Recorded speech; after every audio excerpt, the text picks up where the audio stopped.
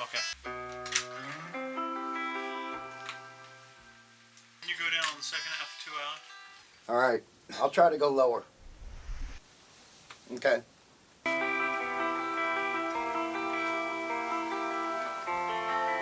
Rolling. Amazing grace, how sweet the sound. Hey, it's Jim Ebert with Cancer Can Rock. Today we have Lon Dunn in doing Amazing Grace with us today. I hope you all enjoy it. Hey Lon, how you doing? Doing great. We got you in here today. Thank you. It took a little finagling. Is that well put? Yeah. Oh, definitely. Yeah. So what are you battling right now? Well, I suffer from a pretty aggressive form of head, neck, and throat cancer. When they diagnose 99% of the patients, they diagnose them as terminal stage 4 because it generally starts in one spot and then spreads to the lymph nodes and other places. So, Is that where it's at for you right now? well, I've been through chemo and radiation. Okay. I'm by no means out of the woods. I still have to get some tests run, but Right. I've lived through the treatment. Sometimes the treatment is worse than the disease. Did they remove any or? They blasted them all out with radiation. Oh, okay. How are you feeling now?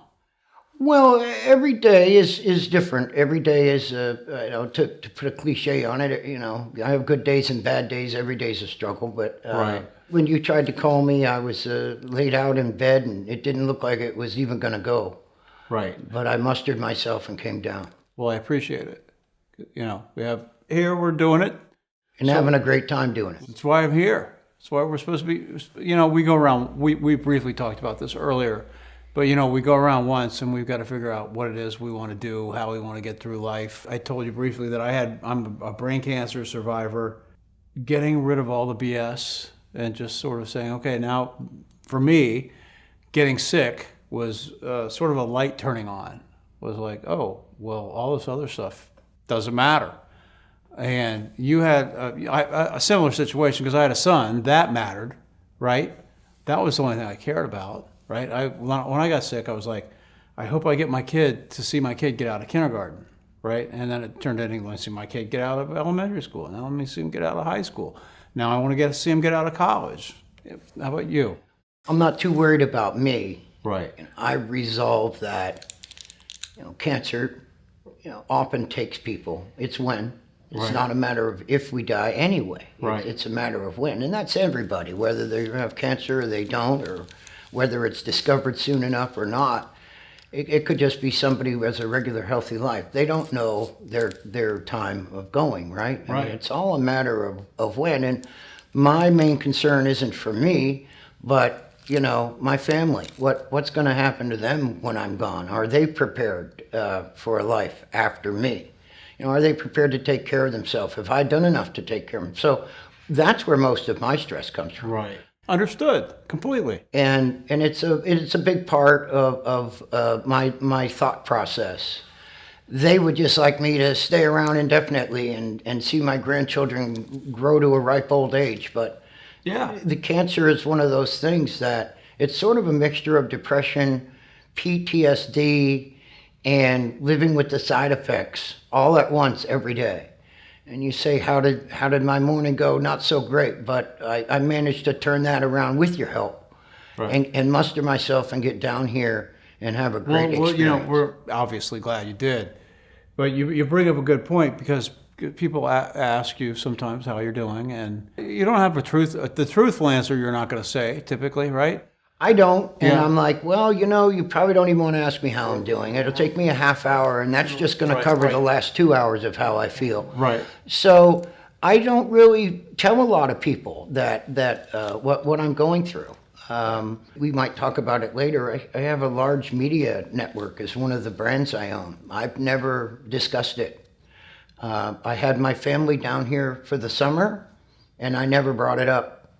I had them, we got a lake house that I got, and I really approached it as this is the last time I'll see him. And when we had some fun and we jet skied and we boated around, but I didn't tell them until the last day or so before they left. I didn't want to burden them with that. Right. I don't want pity. I don't want people to treat me different. Yep. I think there's another flip side to it, and everybody may approach this differently. But the more people that you tell, the more kind of which doctor weirdo cures they tell you about. There's this miracle pill you can take. And, and I started looking at those, and I said, all those people are preying on people's fears. They're saying that medical science is going to kill you, do it our way. And so as much as they say it's a miracle, if it's such a miracle, why do they have to be so negative about medical science? That's the approach I took. It was very controversial within my family how I was going to treat this. Right. It was so controversial. I said, okay, that's it. I don't want anybody to even know I have cancer. You know, I tried to balance between holistic and logic. You know what I mean? I was like, well, the treatment you have, everyone dies, right? Which was the medical answer, right? Yeah, well, how many people survive what I have? None. Okay, well, then that's not an option. We're not going to do that, right? That's ridiculous. Why would I do that? Well, you might get a year out of it. Well, I'm not doing that. I'm going to try to figure out what's what, try to find a different doctor, try to find a different scenario, someone that gives me at least a chance, right? And someone that says, oh, you want to try something that's a little holistic? Go ahead, as opposed to a doctor that says, nah, you can't really do that. The doctor that's saying, well, what we're going to do is keep you alive for a year, maybe. I'm not going to listen to him, right? I'm going to try to figure out other options without being stupid. I'm not going to eat horse crap to try to stay alive, right? Because a doctor in Texas says... Oh, do you mean that doesn't work? Well, yeah, you know, I've been in the music business a long time, so I've eaten shit quite a lot. Anyway, so tell me about the song we're doing today and why it's special to you. Oh, Amazing Grace. Yeah, we're doing Amazing Grace. I don't know. Through the years, I've just sort of always sung it a cappella. I might have a couple of brandies late at night and be singing to the whole neighborhood out the window. And who's this guy singing gospel songs or John Denver tunes or, the band?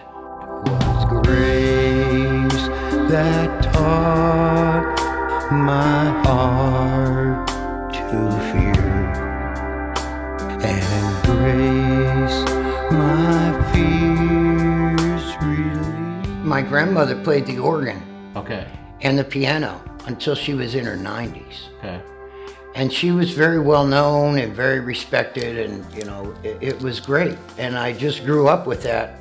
And so the mixture of the two, the fact that Elvis and the Rolling Stones, everybody else listened to some gospel and blues when they were young or grew up on it, had an impact. And so I said, well, if I'm going to do a song, I'll do Amazing Grace. Cool. And it's traditional. Everybody knows the words, and And our foundation doesn't have to pay publishing on it. That's right. That's right. We don't have any rights on anything. What is it? 50 years? 40. Public domain. Public domain. Yeah. Well, I appreciate you getting in today, and we'll have the song probably recording-wise in a few more hours, but I think we're getting there. Wow. And you guys sure do put a lot of work into Thank you. what you do. Thank you. And I think the love is shown through your efforts and your professionalism, and the skill and talent that you bring is just absolutely incredible. Thank you. That's great. Thank you, sir. Good coming in. All right.